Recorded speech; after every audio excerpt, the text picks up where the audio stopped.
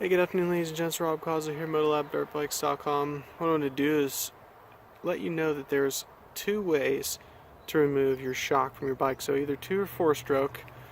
You could either take it out of the top, which that involves both side panels, seat, subframe bolts. You need to loosen the bell or loosen the air boot where it goes onto the bell of the carburetor, and you need to pop that up and off, and you could bring it up and out through this area right here. Or you could do the second method, which this actually might be my new favorite. It might be new to some of you, some may not. But what you do is simply remove the rear wheel, remove the bottom bolt right here, right, that goes through the backside of the linkage, right there, that guy, and then the lower shock bolt.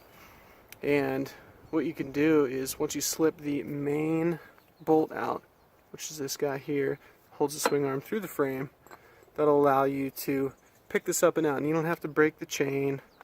That all just kind of stays intact right there. And what I do is I just slip the rear brake line up and out of this little holder here, just kind of drape it over the kickstand so it isn't really stressing that point. But all you need to do at that point is just take and remove the last of the 13mm bolts, and it'll, as you can see, it literally just about falls out of the bottom. So that took me about 10 minutes.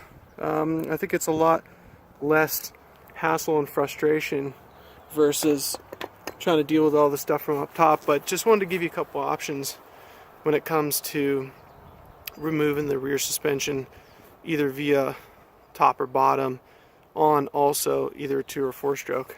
And one thing I forgot to mention is either 2 or 4 stroke, you have to remove the tailpipe or the muffler, and then the header pipe too when you're coming out through the top. So it really makes a pain in the butt. So hope that helps. Hope everyone's having a great weekend out there.